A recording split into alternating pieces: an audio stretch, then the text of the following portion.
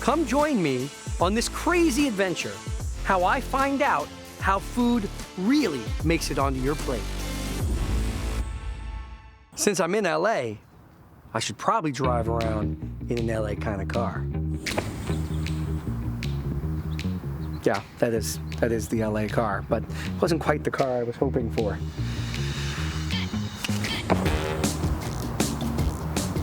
That's more like it. With a convertible, I gotta have a hat. It's not New Mexico. That'll work.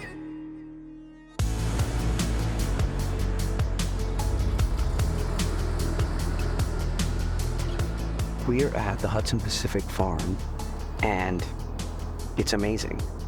You guys are gonna flip out. This kind of thing makes me so happy.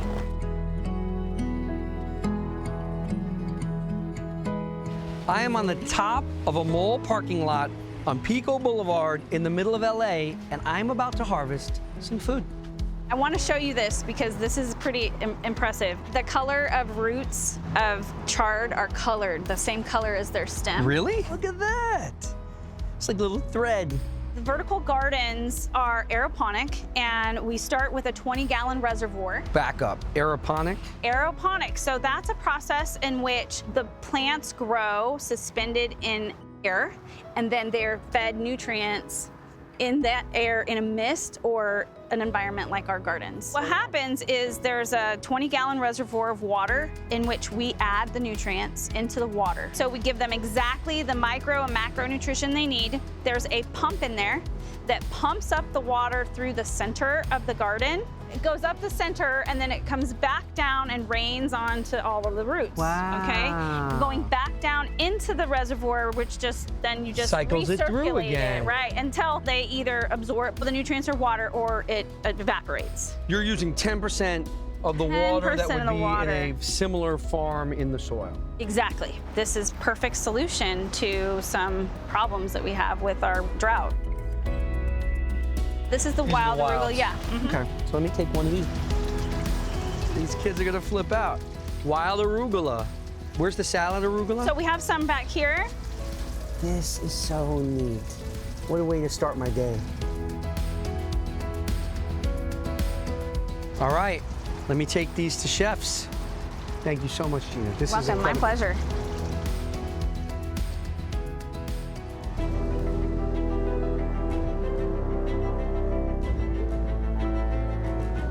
I've got my map, and here we're on Electric Avenue and Venice Boulevard North, which is right there. So we're in the heart of fallen fruit of Venice. All right, it's on. What if there's one I see that's not on the map, and I can call it in and report it? I gotta keep my eyes open. Do not enter that one. They have fruits that they don't want us to get. We just hit the jackpot. There's a space in Venice. We're on foot from here.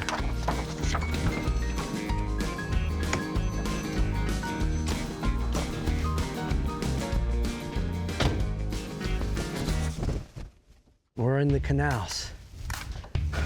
I'm not an expert, that's part of the reason for the show, but like, someone's gonna be like, this guy's an idiot, he's looking at an acacia tree. I don't know, I think that's a fig. So this is Eastern and Sherman. It says there's a bunch, all on this corner.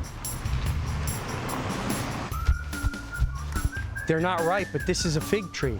Look at this. That's a fig tree right there. They're just not ready. Ah! Lemons. Beware of dog. Now that's an episode. It's amusing to you, okay? So folks, we are legitimately lost, and I am definitely not that good at maps. I think that's a fig tree. I think this is correct. We're starting to get there. It was really funky at the beginning, but I finally figured it out. Here's a fig tree. If I played in the NBA, I could reach it right there. Whose great idea was this, huh? I'm kind of trapped out here. Oh.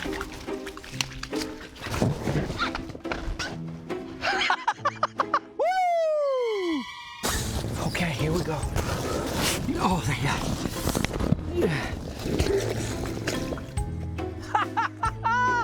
They don't have a map for that. Look at that. That's incredible. Amazing, beautiful fig.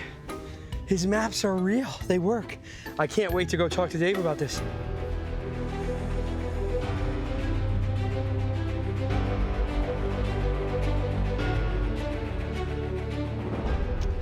So I'm here at Stoneview Nature Center to meet David Allen Burns, the creator of the Fallen Fruit app.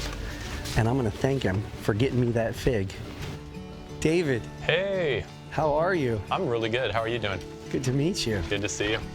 I just used your app.